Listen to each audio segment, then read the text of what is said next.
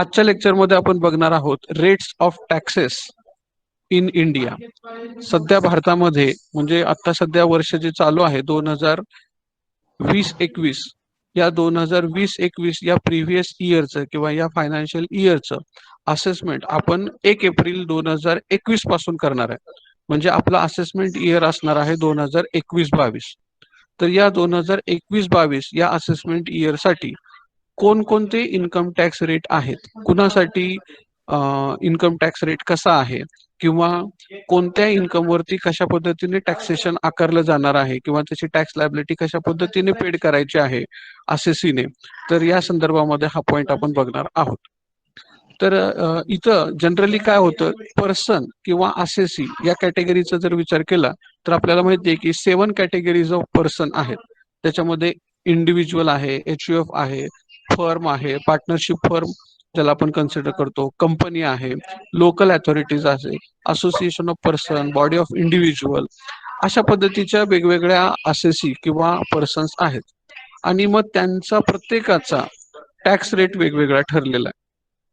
Even काही इन्कमचे taxes, special taxes असं म्हटलेलं आहे, तर ते स्पेशल टॅक्स रेट सुद्धा ठरलेले आहेत. तरी आपण सुरुवातीला काही टॅक्सेशनच्या संदर्भामध्ये असणाऱ्या टर्म्स बघूया. मुळात काय होतं की आपण इन्कम जो आहे तो इन्कम ज्याचा टॅक्सेबल इन्कम कन्सिडर होतो, तर त्याच्यावरती जो रेट ठरलेला आहे त्या रेट प्रमाणे टॅक्स चार्ज केला जातो. आणि तो टॅक्स चार्ज केल्यानंतर भारत सरकारमध्ये सध्या आता कशी परिस्थिती आहे की काही इन्कम एका विशिष्ट मर्यादेपेक्षा जास्त असेल तर काही इन्कम वरती सरचार्ज म्हणजे अधिभार ज्याला म्हणतो, तो सरचार्ज चार्ज केला जातो, अधिभार घेतला जातो, एक्स्ट्रा टॅक्स घेतला जातो. आणि काही टॅक्सेशन असे असतात की काही योजना असतात गव्हर्नमेंटच्या, आणि त्या विशिष्ट प्रकारच्या योजना या समाजासाठी प्रोव्हाइड केल्या असतात, समाजासाठी काम केले जातात, आणि त्या योजनेला निधी उपलब्ध करून देण्यासाठी सुद्धा एक विशिष्ट सेस आकारला जातो. सध्या भारतामध्ये हेल्थ अँड एज्युकेशन नावाचा सेस भारतामध्ये आहे आणि तो 4% सेस आहे. तर एकंदरीत इन्कम टॅक्सचा जर विचार केला तर इन्कम टॅक्सचे जे काय आता आपण रेट पाहणार आहोत ते रेट प्लस त्याच्यामध्ये सरचार्ज आणि त्याच्यामध्ये plus health and education cess, अशा 3 पद्धतीने टॅक्सेशन केलं जातं आणि त्याचा टॅक्स लायबिलिटी पेड करावी लागते. तर आता ही टॅक्स लायबिलिटी किती आहे, कुणाला कशा पद्धतीने आहे ते आपण बघूया. सुरुवातीला आपण इंडिव्हिज्युअलच्या संदर्भामध्ये बघूया. इंडिव्हिज्युअल म्हणजे एक्स किंवा मिस्टर एक्स किंवा मिसेस एक्स असं आपण कन्सिडर करतो. एक व्यक्ती, मग स्त्री असेल किंवा पुरुष असेल असं कन्सिडर करणार आहोत. आता त्याचं 3 भागामध्ये विभाजन केलेलं आहे. की ज्याचं वय 60 वर्षापर्यंत आहे तो एक, किंवा ज्याचं वय 60 पेक्षा जास्त आहे परंतु 80 पेक्षा कमी आहे त्या व्यक्तीला आपण सिनियर सिटीजन अशी टर्म वापरलेली आहे. आणि ज्या असेसीचं किंवा ज्या पर्सनचं वय 80 पेक्षा जास्त आहे याला सुपर सिनियर सिटीजन असं म्हटलेलं आहे. तर अशा 3 कॅटेगरीज मध्ये आपल्याला टॅक्सेशन सिस्टीम बघायची आहे. दुसरा महत्वाचा भाग जो या वर्षीपासून सिलेबस मध्ये आणावा लागला आपल्याला, कारण की या वर्षी आपल्याला तुम्हाला माहिती आहे की गेल्या वर्षी ज्यावेळेस बजेट डिक्लेअर झालं त्यावेळेस बजेटमध्ये पॅरलल एक टॅक्सेशन सिस्टीम सुरू केली. जी रेग्युलर सिस्टीम होती त्याच्यामध्ये बदल न करता त्याला एक पर्यायी दुसरी सिस्टीम त्या ठिकाणी त्या आत्ताच्या ज्या अर्थमंत्री आहेत त्यांनी त्यावेळेस मांडली आणि ती संसदेमध्ये मंजूर करण्यात आली. त्यामुळे आपल्याला या वर्षीपासून 2 ऑप्शन मध्ये टॅक्सेशन करायचंय. पहिला ऑप्शन आणि दुसरा ऑप्शन यापैकी ज्याच्यामध्ये टॅक्स लायबिलिटी कमी आहे तो आपण त्या ठिकाणी चूज करायचा आहे. याचा चूज करण्याचा जो काही अधिकार आहे हा मात्र असेसीला दिलेला आहे, हे नीट लक्षात घ्या. म्हणजे कोणत्या ऑप्शनचा विचार करून टॅक्सेशन सिस्टीम यूज करायची आहे तो बघा. एक मिनिट हा बघा. आता इथं स्क्रीनवर दिसतंय का इंडिव्हिज्युअल टॅक्स रेट्स? हेडफोन वापरा.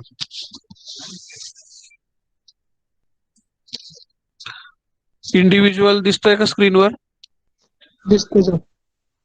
बघा आता इंडिव्हिज्युअल या व्यक्तीसाठी विचार करतोय आपण आणि तिथं तुम्हाला 3 कलर मध्ये टेबल दिलेला आहे. याचा मुळात उद्देश असा आहे की 3 ऑप्शन त्या ठिकाणी आहेत की जो इंडिव्हिज्युअल 60 वर्षापेक्षा कमी आहे त्याच्यासाठी, जो इंडिव्हिज्युअल 60 वर्षापेक्षा जास्त आहे परंतु 80 पेक्षा कमी आहे असे सिनियर सिटीजन, आणि तिसरा कॉलम जो आहे तो सुपर सिनियर सिटीजनचा आहे की ज्यांचं एज मोर दॅन 80 इयर्स, 80+ आहे असे. तर एक नॉर्मल स्लॅबलेट जो आहे तो अशा पद्धतीचा आहे ज्याला ऑप्शन ए असं म्हटलेलं आहे. बघा ऑप्शन ए या पद्धतीने दिसतोय का? Option a normal slab rate आहेत. बघा याच्यामध्ये सपोज आता जर एखादा इंडिव्हिज्युअल असेल आणि ज्याचं वय हे लेस दॅन 60 इयर्स, 60 पेक्षा कमी असेल, तर त्यासाठी अप टू ₹2,50,000, 2.5 लाख रुपयापर्यंत कोणताही टॅक्स बसणार नाही त्याला. 2.5 लाख रुपयापर्यंत त्याला टॅक्सेशन माफ आहे, म्हणजे त्याचा इन्कम 2.5 लाखापर्यंत. हा इन्कम म्हणजे काय, इथं शब्द वापरलेला आहे नेट इन्कम. नीट लक्षात घ्या, नेट इन्कम या शब्दाचा अर्थ असा होतो की ग्रॉस टोटल इन्कम मधून डिडक्शन्स 80C टू 80U हे वजा केल्यानंतर जो इन्कम राहतो त्याला आपण म्हटलेलं आहे नेट इन्कम.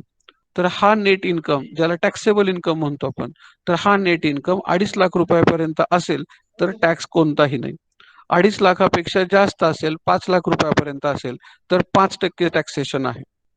5 लाखापेक्षा जास्त आणि 10 लाखापेक्षा कमी असेल तर 20% टॅक्स रेट चार्ज केला जातो. आणि ज्याचा इन्कम 10 लाखापेक्षा जास्त आहे त्यांना जर इन्कम 10 लाखापेक्षा जास्त असेल तर 30% टॅक्स रेट चार्ज केलं जातं. अर्थात हे स्लॅब आहेत, त्यामुळं सपोज एखाद्याचा इन्कम 6 लाख रुपये असेल तर त्याला काय करावं लागेल की पहिल्या 2.5 लाखावरती टॅक्स त्याने भरायची गरज नाही. 2.5 लाख ते 5 लाखापर्यंत 5% टॅक्स बसेल त्याला. म्हणजे 2.5 लाख ते 5 लाख याच्यातला डिफरन्स काढला जाईल, तो येईल 2.5 लाख. आणि याच्यावरती 2.5 लाखावर 5% म्हणजे 12,500 रुपये टॅक्स बसेल. आणि त्याचा इन्कम 6 लाख आहे याचा अर्थ तो या स्लॅबला जातो 20%च्या. 5 लाख ते 6 लाख इथं 1 लाखाचा स्लॅब आहे आणि 1 लाखावरती 20% म्हणजे त्या ठिकाणी त्याला 20,000 रुपये भरावे लागतील. आणि मग टोटल त्याला टॅक्स किती भरावा लागेल, तर 20%ने 20,000 आणि 5%चे 12,500 म्हणजे 32,500 हा त्याचा इन्कम टॅक्स कॅल्क्युलेट होईल जर त्याचं वय 60 पेक्षा कमी असेल तर. अर्थात आता दुसरा जो आहे तो सिनियर सिटीजन आहे ज्याचं वय 60 पेक्षा कमी जास्त आहे परंतु 80 पेक्षा कमी आहे. जर सिनियर सिटीजन असेल तर त्याला हे लिमिट जे 2.5 लाखाचं लिमिट आहे हेच लिमिट काय केलेलं आहे त्यांनी वाढवलेलं आहे, 3 लाखापर्यंत केलेलं आहे. 3 लाख रुपयापर्यंत त्याला कोणताही टॅक्स बसणार नाही. 3 लाखापेक्षा जर इन्कम जास्त असेल, 5 लाखापर्यंत असेल तर पुन्हा तोच स्लॅब आहे 5%. 5 लाख ते 10 लाख 20% याच्यामध्ये कोणताही बदल नाही. आणि 10 लाखापेक्षा जास्तीच्या इन्कम वरती 30% अशा पद्धतीचे टॅक्सेशन होईल.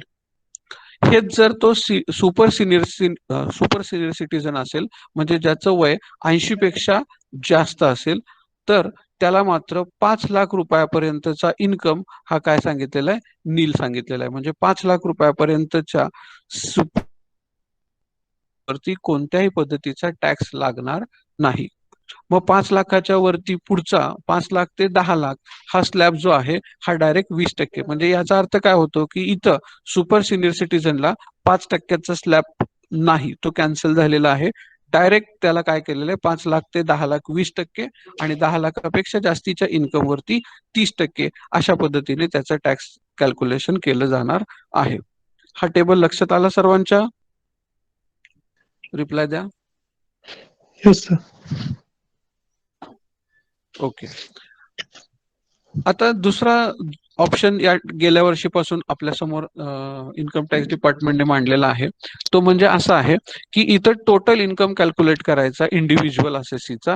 म्हणजे या ठिकाणी काय करायचंय, कन्सिडरेशन इथं मात्र विचार करायचा आहे हा फक्त म्हणजे सिनियर सिटीजन असेल, सुपर सिनियर सिटीजन असेल असा काही फरक आपण या ठिकाणी करणार नाही.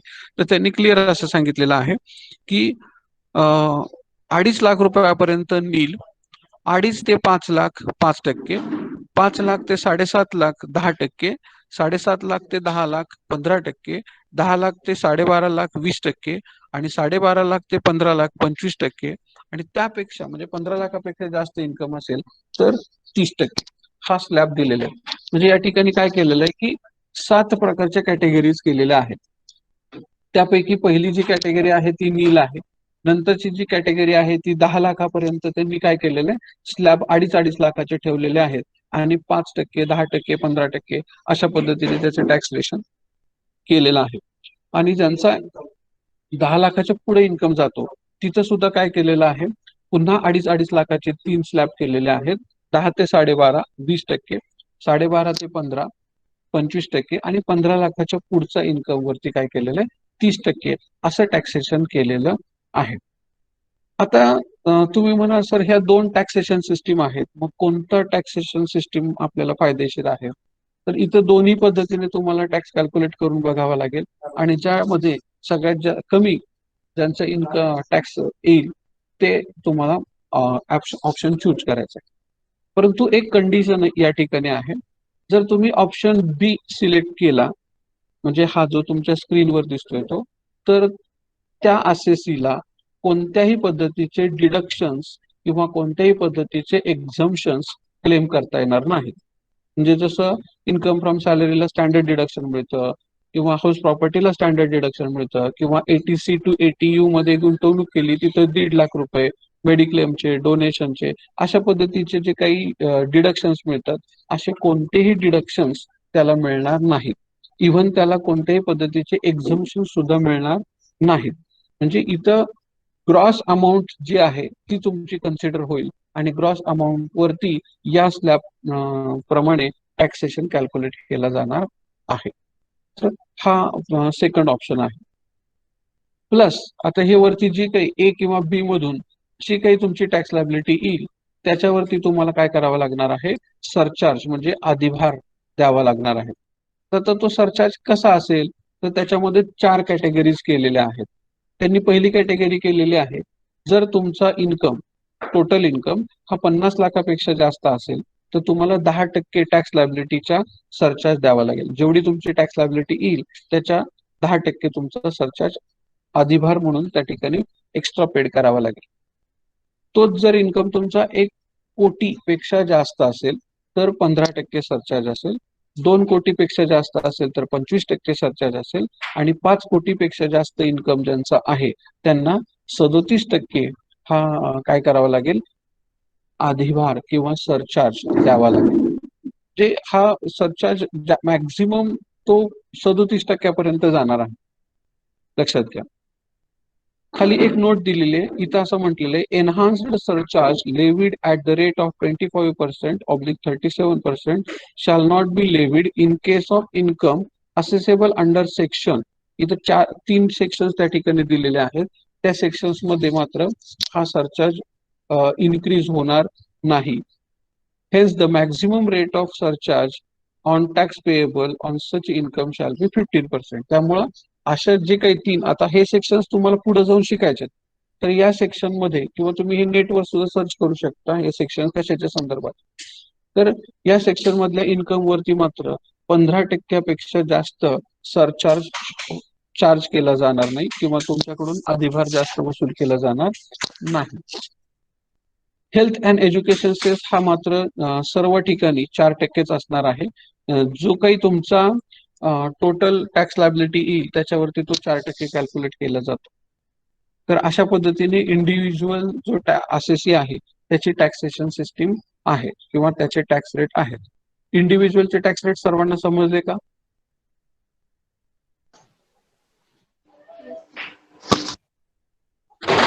हॅलो हॅलो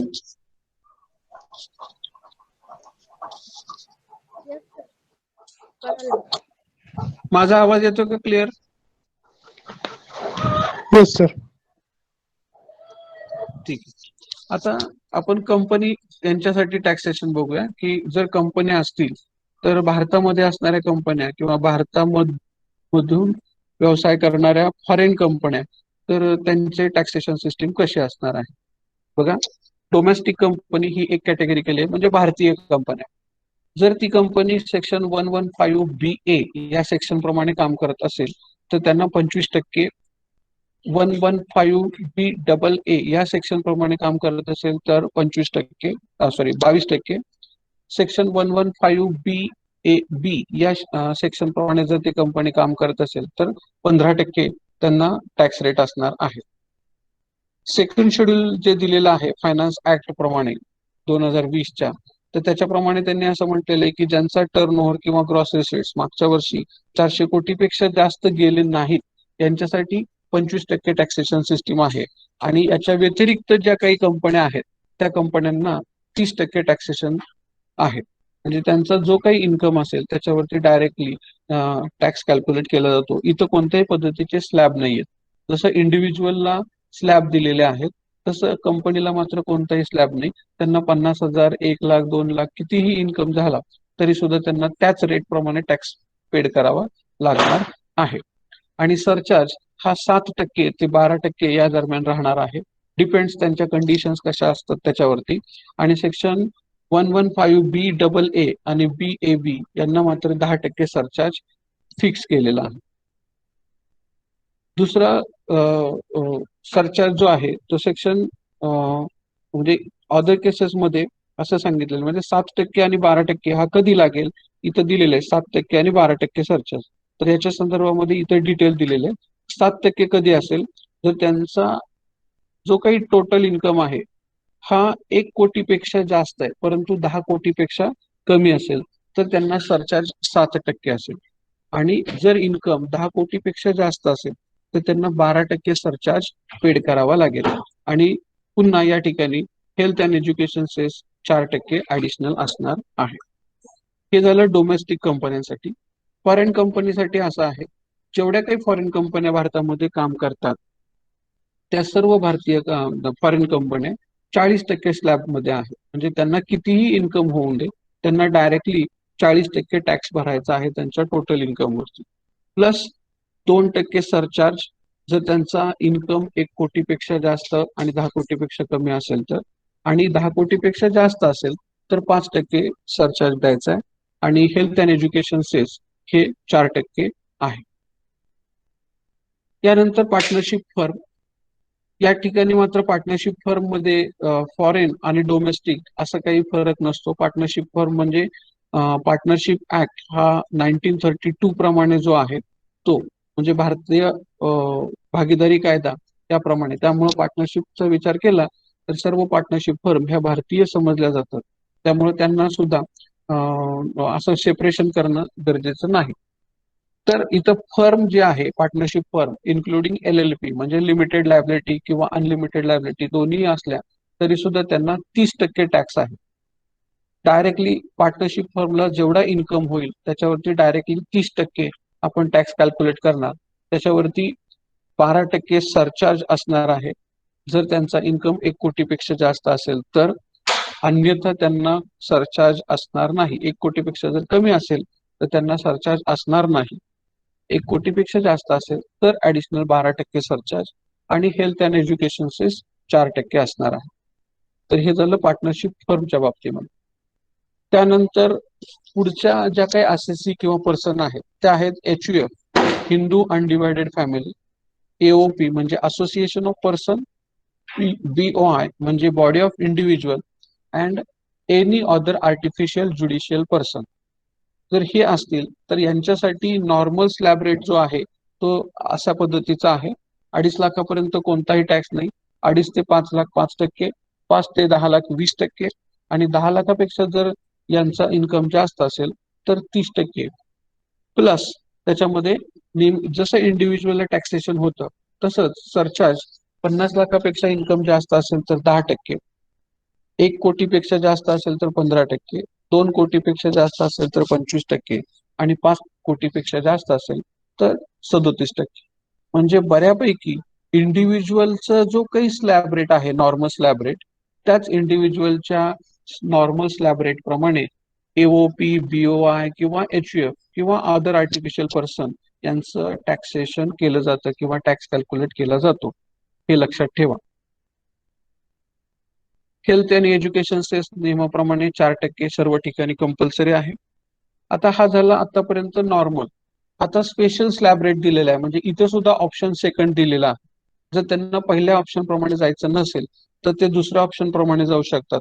परंतु कंडिशन एक आहे, कोणतेही डिडक्शन्स किंवा एक्झम्पशन्स या ठिकाणी मिळणार नाहीत जर तुम्ही सेकंड स्लॅब चूज केला तर.